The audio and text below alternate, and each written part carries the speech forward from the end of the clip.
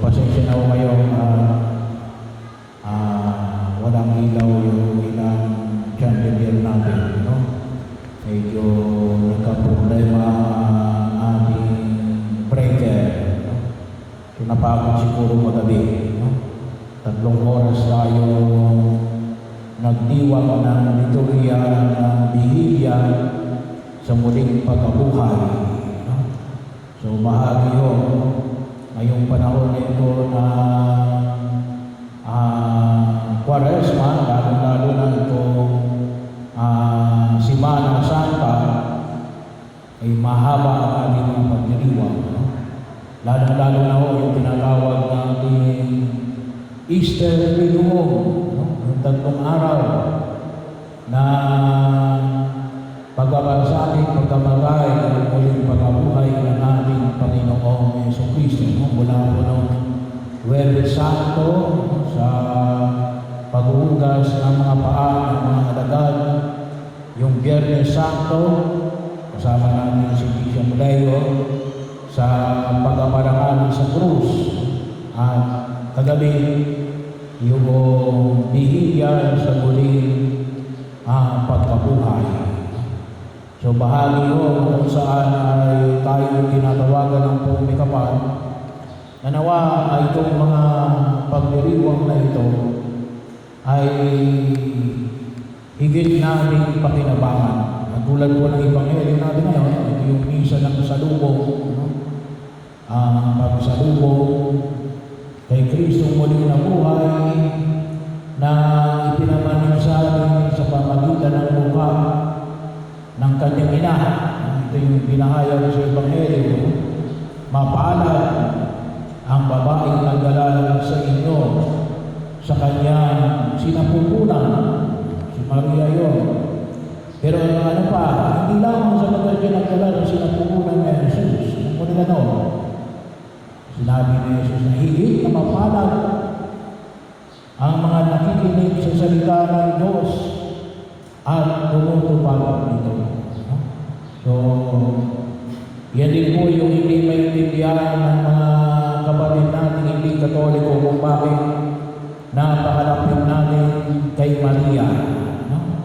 Kasi hindi nila nakikita na si Maria, hindi naman sapagkat sa kanyang sinapupunan, dinala niya si Jesus originally, sapagkat nakita natin kay Maria na nakikinig sa salita ng Diyos at tumutupad ito. At ano yung hapon ngayon na tinatawag natin pagdiriwang natin, no? 40 araw tayo naganda, no? Sa muling pagkabuhay ng ating Panginoong Jesucristo. At sana po, no? Bahagi natin, tanawan tayo ng liwanag ni Kristo. Kaya po, napakahalaga yung liturya, yung Paschal Candle natin, no? Na naging bahagi yun ng ating pagkilos na muli mamaya ay sasaliwain namin ang ating pangako sa Biblia ay siyang tumanglaw sa atin sa pagturo natin all year round. Bahagi ko yan, kaya yung mapapansin, no? Nandito palagi, no? Katabi ng elector, lalo sinisindihan natin yan kapag meron tayo binyag, meron tayong bumbil, meron tayong misa sa patay, bahagi na kung saan ay ginagabayan tayo ng liwanag ng ating Panginoong Jesucristo. Ang liwanag na dulot ng alin na paghirap, pagkamatay, at higit sa lahat alin muling pagkabuhay, no? Kaya inalis ng anghel ang lambong na nakalapit kay Maria. Sana makita natin yun, hindi lamang sa imahen na nakita mga lambong natin, no? Yung mga lambong natin, hindi lang si Maria ay inalisan ng lambong. Tayo lahat, no? Ay inalisan ng lambong. Ang maitim na lambong na makita natin natin, higit natin pakinabangan ang dakilang biyaya ng muling pagkabuhay ng ating Panginoong Jesucristo. Bakit? Sa madalang kumisa, hindi natin mapapansinali na tayo ay kumisa tayo ay na-stop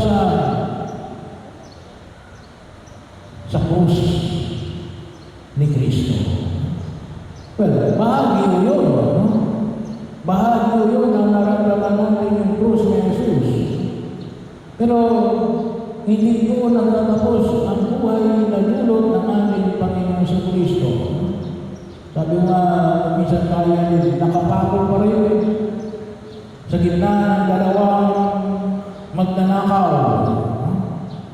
So, well, sa banal na kasulatan, si Kristo, si Jesus ay nakapagod sa dalawang magnanakaw. Yung isa ay pangalan ay Dimas, yung isa ay walang pangalan. Pero bahagi yun, tayo ay kumisa na inahayanan natin, tayo ay nakapako. Saan? Sa dalawang magnanakaw. Ano yung magnanakaw na ito? Una, bahaya ko na binigyan ko rin ng pansin kagabi.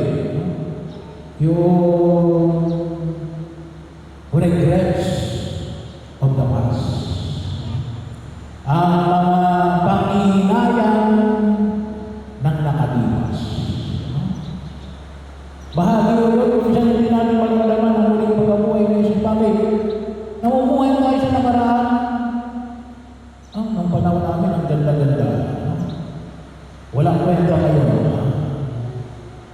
Well, kung ang panahon may maganda, dapat na rin, mag-gusto pa gusto, sa kasuluyan. Kasi bakit? Ang tulad na Jesus nila, muling pagkabuhay.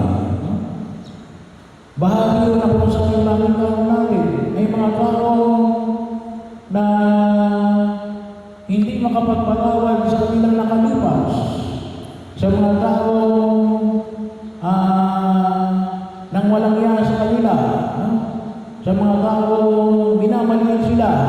Sabi niya nung minsan, iba, ba't ka nagpagawa ng magandang bahay? Kasi wala nang ginawa yung kapitbahay ko, kundi maliitin ako. So, kaya rin siya nagpagawa ng magandang bahay para ipakita sa kanyang kapitbahay na siya rin ay kaya niyang magpagawa ng bahay. Maganda yun. Kaya lang bakit? Yung motivation mo ay an act of revenge. No? Hindi an act of thanksgiving. No? Bahagi yun, hindi yun biyaya ng muling pagkabuhay ng ating Panginoong Jesucristo. No? Hinahayaan niyo alin, tapusin ka ng nakalipas. Kaya po kumisa, makita natin kaya kung tayo na-isip sa daigdig na ito, ngayon maraming panahon na na-isip. Bakit? Because we forget to forgive the memory of the past. Nakalimutan natin patawarin ang ating nakalipas na karanasan. Bahagi yun. Pagkakalaon na kung saan nakita natin na kapag kumikirot ang inyong dibdib, kapag nakikita ninyo yung kako, pangyayari, lugar, pangalan, kahit na pangalan, sumisigit yung dibdib ninyo, kayo ay alin. You retain the pain of the past. Hindi pa buhay sa Jesus sa inyong puso. Bahagi yan. Pinakailangan ay Kung tunay na si Jesus ay muling nabuhay, kaya ninyo na maalis ang sakit na dulot na nakalipas. Kahit na ho yan ay memory, bahagi yun, dapat wala ng pain. Okay lang yun, matuto ka sa nakalipas. Hindi ko na pag-iingatan ko na yung tao ito kapag nakita ninyo. Pero kapag nakita ninyo yung tao ito, pangyayari nito, ang lugar na ito, at may kirot pa sa inyong dibdib, ninanakawan kayo ng pagkahalagahan ng muling pagkabuhay ng ating Panginoong Yesu Cristo. Bahagi mo yun. Kaya isa mo yung magnanakaw sa kaligayahan at dulot ng muling pagkabuhay ng ating Panginoong Yesu Cristo. Kaya ipanalangin natin, Father, kumikirot yung dibdib ko, magdasal ka. Prayer of forgiveness. Kaya sabi mo, mula ng February, meron kami ginagawa dito na tayo dito, na paanyaya na doon sa mga humihingi ng panalangin for healing. Yun ay ginagawa natin right after the first Mass. So, di mamaya din o mayroon din o tayo. Pero yun ay isang bahagi na kung saan ay sinasama natin. Kasama mo yun sa series of prayer, na maalis ang sugat na nakaraan. Pero yun ang huwag natin kalimutan. Kinakailangan natin na alisin sapagkat ginanakawan tayo ng kaligayahan at ginanakaw na higit natin maramdaman na rin ang muling pagkabuhay na natin Panginoon Yesu Cristo. Pangalawang pagnanakaw. Pagnanakaw na natin yung takot sa hinaharap. Kaya bahagi mo ng tema ng dakilang jubileo natin ngayong taon ito, 2025, regular Jubilee year, kasi every 25 years, yung regular natin. Bagaman nagkaroon tayo ng mga special na regular, special na Jubilee year, katulad na Year of Mercy, tapos yung 25 years of Philippine Church, yun yung mga extraordinary Jubilee. Pero yung regular Jubilee, ito, 2025, at ninain sa simbahan natin na ito'y Jubilee of Hope. Ang jubileo ng pag-asa. Bakit? Marami natatakot. Marami natatakot sa hinaharap. Anong mangyayari bukas? Kuminsan, ano pa kuminsan? Ay, ang isip natin nangyari. Either na yung pangyayari na nakalipas o alin, kung anong mangyayari bukas. Kaya ano ang problema? Hindi tayo makapamuhay sa kasalukuyan. Hindi natin maramdaman ang Kristong muling nabuhay. Bahagi o yun, huwag natin kalimutan. Higit tayo magtiwala. Higit tayo magtiwala sa Diyos na nakita natin na sa panahon na ito na nagtanangin sa atin na bigyan tayo ng lakas. Kaya nga, sabi, ang nais niya ay muling maramdaman natin yung kanyang muling pagkabuhay. Makita natin, kaya inaalis yung lambong sa mukha ng mahal na Birhen Maria para makita niya ang kanyang tinutugunan ng pansin na walang iba kundi alin. Yung ang kanyang nakasalubong ay walang iba kundi ang Kristo muling nabuhay. Ang Kristo muling nabuhay. Kaya napakahalaga ng pagkilala natin sa mahal na Birhen Maria. Tingnan natin, bahagi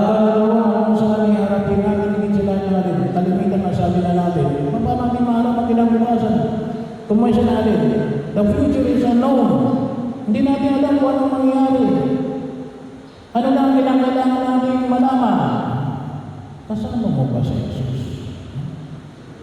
Yun ang mahalaga eh. Kasama mo ba si Jesus? Kasama mo ba ang Kristo muling nabuhay?